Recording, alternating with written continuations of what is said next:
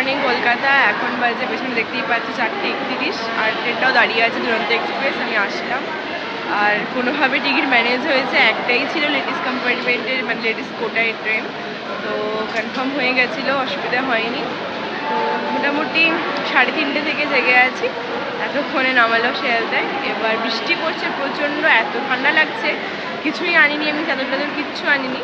তো ঠিক আছে, দেখি একটু উবের বুক করবো, উবের বুক করে বাড়ি যাবো, একটু শোবো, তারপর আমাদের সঙ্গে আবার কথা বলছি। চলো টাটা।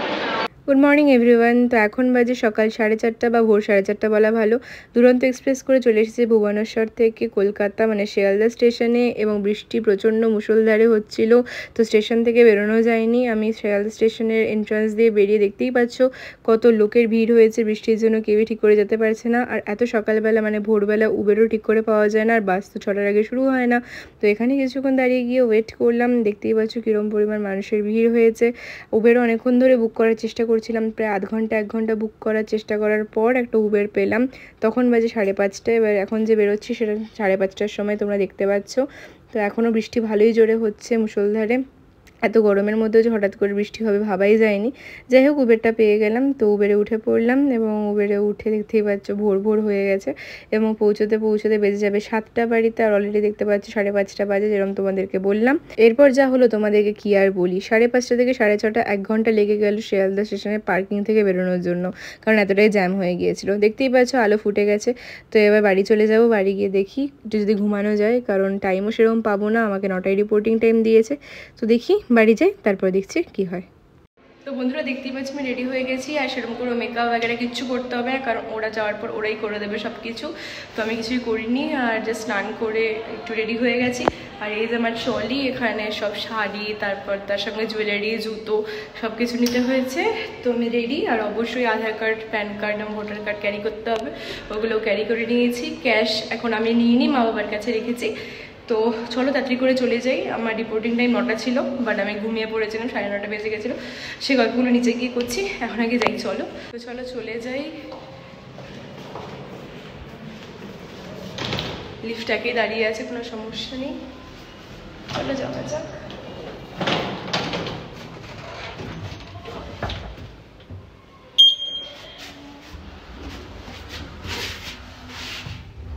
লিফটে ঢুকে গেছি, তাড়াতাড়ি করে যেতে হবে, জানি না বকা না খাই, দেরি হয়ে গেল।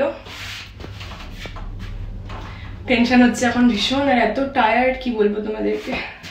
চলো পৌঁছে গেছি, ট্রলি বলে লিফটে আসলাম।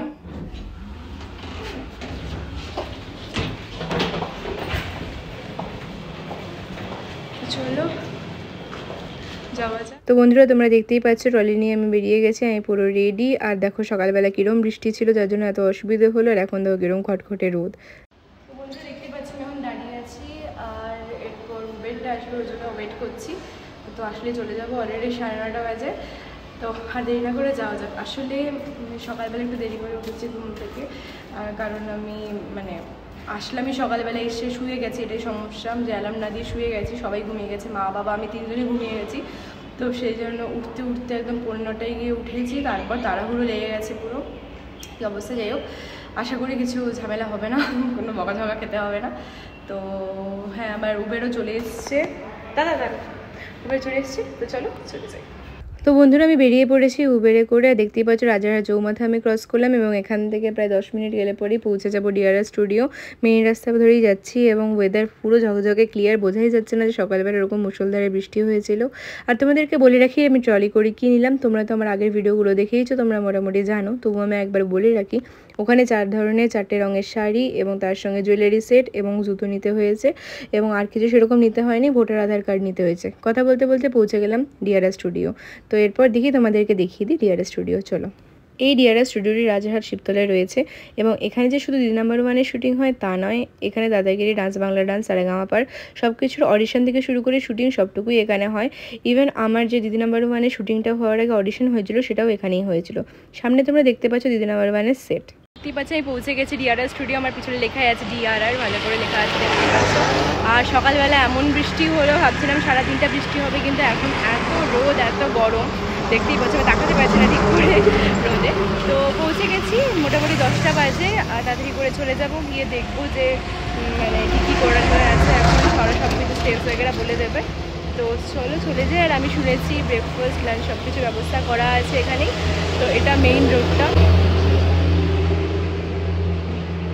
এখান দিয়ে চলে গেলেই ভেতরে দিদি নাম্বার 1 এসে। তো চলো তোমাদেরকে ভালো করে দেখিয়ে দিচ্ছি। এই ভিডিও ক্লিপটি আমি দিদি নাম্বার 1-এর অডিশনের দিন তুলেছিলাম, যেদিন কোনো শুটিংয়ের ডেট ছিল না, সেজন্য এরকম অন্ধকার দেখতে পাচ্ছ।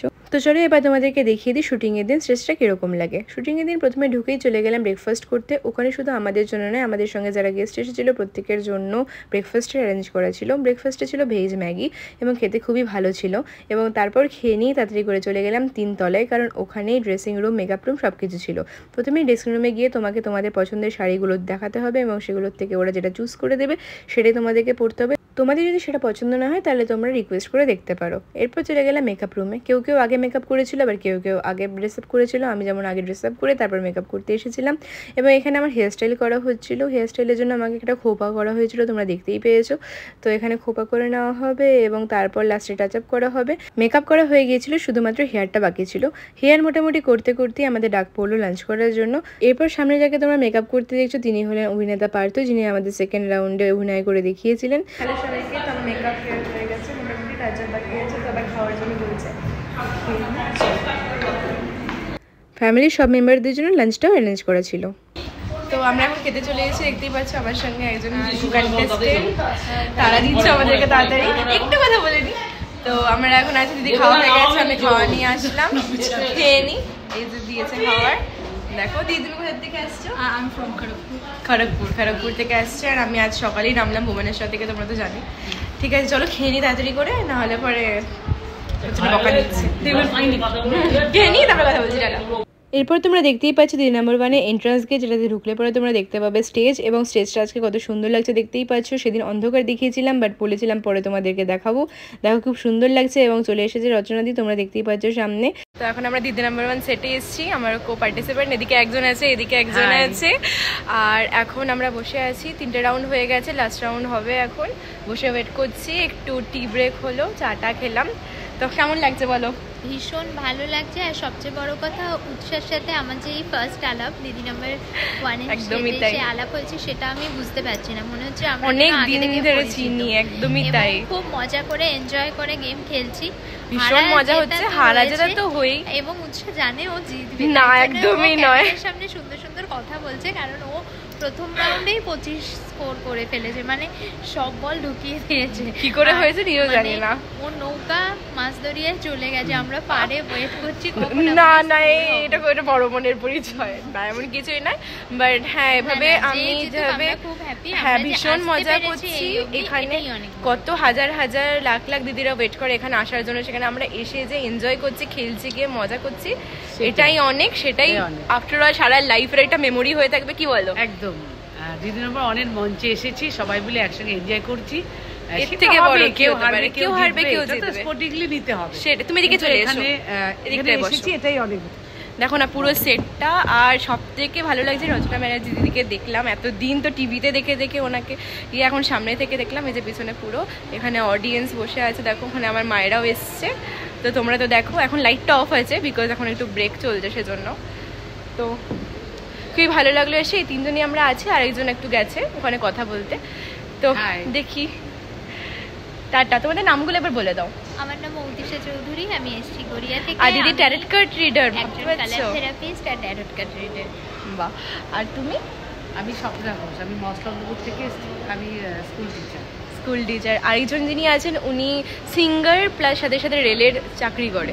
তো সবাই একজন দিদি নাম্বার 1 সত্যিকার। আর বাকিটুকু কে জিতলো কে হারলো জানতে গেলে কিন্তু দেখতে হবে দিদি নাম্বার 1, আমাদের স্পেশাল। একদমই তাই।